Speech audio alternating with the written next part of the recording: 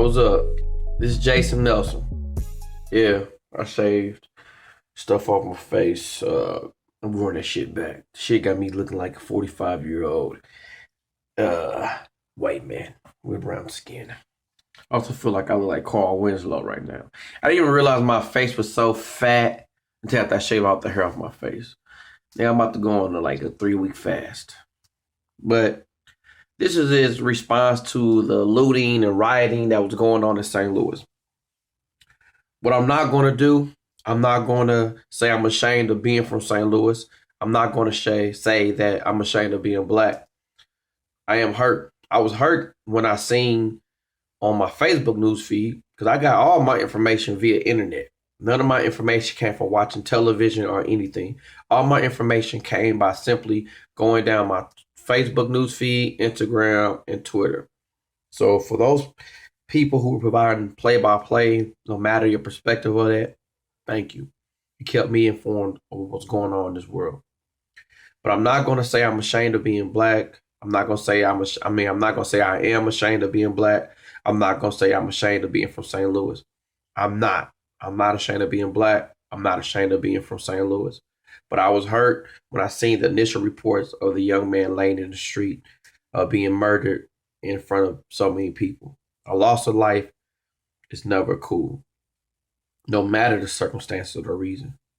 So when I seen people saying things like, hey, why are people protesting now or having an issue with people basically coming forth in regards to Mike Brown, the 17-year-old who just graduated from Normandy, why don't they do it any other time?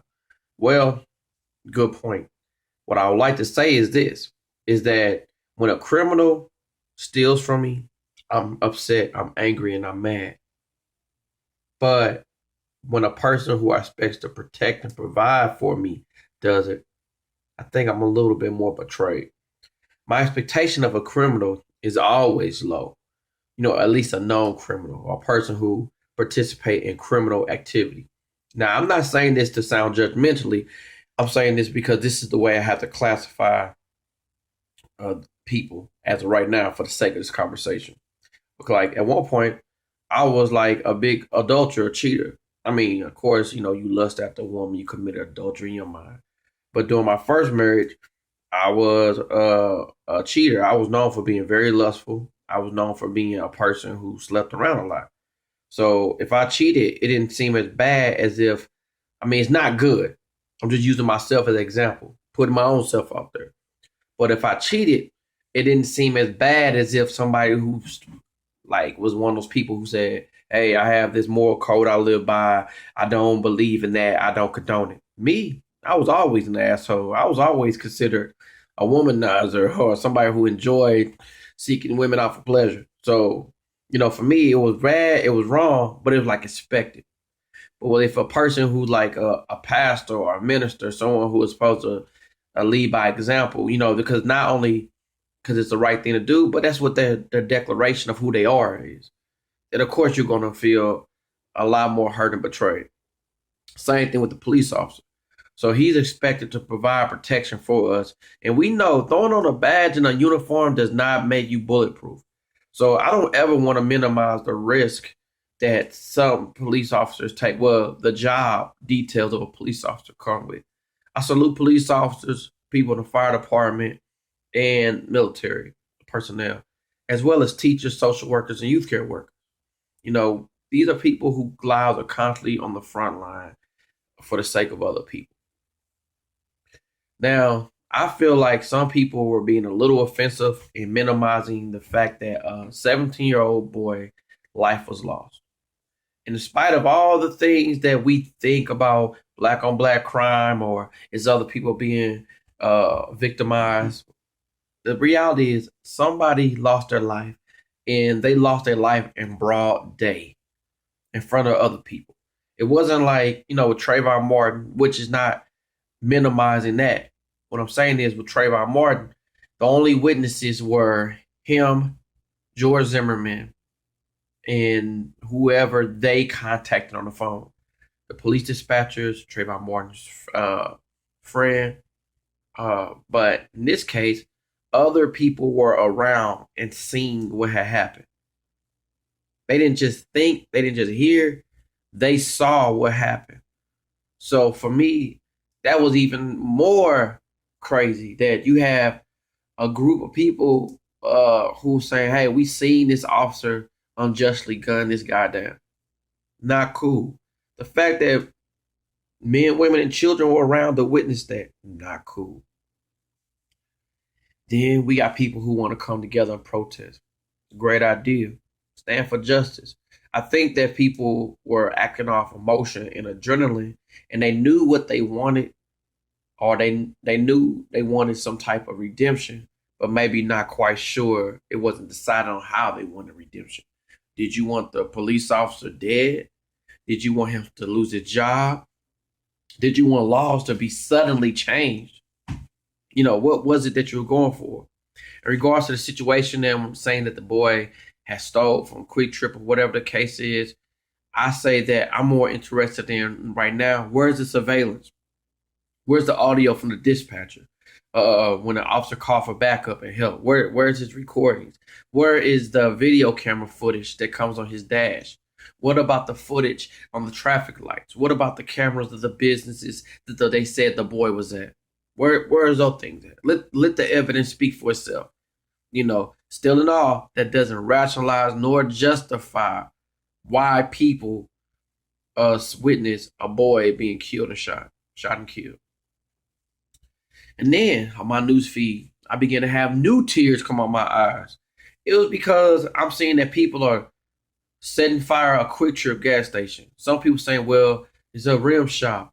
Oh, it's a weave store. It's reality is, yes, karma is real. What goes around comes around. But imagine an unbroken circle. See, some of us are responding because we feel as if we were done wrong. And I understand that. I get that. But now when we choose to continue to do wrong, no matter our rationalization of it, what we're doing is giving people permission to say it's okay to do those same things. Because what it is, it's not about like all black people look bad, or it's not about now that we really gonna be targets. Let's say, for example, members of the Ku Klux Klan decide to come trashing our neighborhoods, or they feel like it's okay to beat up on some black people. Well, how can you, on a logical level, how can you argue with them, against them, for thinking that it's okay if you're doing it? So I understand why people are frustrated when you choosing to be the humble or take the peaceful route, because it seems like it doesn't get immediate results. People like Martin Luther King, and even more so Jesus Christ, were looked upon as being weak and cowardly because they turned the other cheek. And I know that it's very frustrating. As a human being, I have moments where I'm seeking vengeance, and then I have moments where I realize I gotta turn the other cheek. I don't believe, just to use this type of illustration, taking my wrist and cutting it because somebody else hurt me, I don't think that's gonna hurt them. And destroying a neighborhood, a community that we live in, with white, black people, whoever the case is not the answer. It was never the answer. I believe some people, not all, not many, I mean, for the sake of political correctness, I guess, but I believe that some people were just capitalizing off an opportunity to be ignorant. I believe some people were looking for a reason. As I was watching some of the riot videos, the protesting videos, first of all, you can see that there's some people that were just angry, upset, getting up on the police officer faces.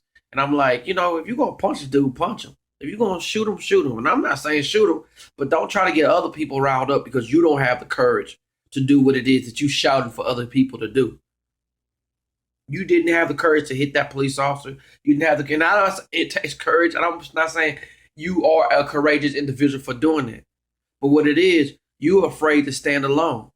But people weren't afraid to come and peacefully protest together. But people not going to agree with me. I'm not sure if people going to really watch the contents of this video. But this is my perspective and view. It's just some of it. Jason Nelson, I can be reached at I am Jason Nelson. That's JSUNNELSUN. Instagram and Twitter. I'm a comedian. They say my humor is a little dark. I don't know, but this is my perspective on it. I hope y'all be safe, be blessed, stay the fuck away from my family.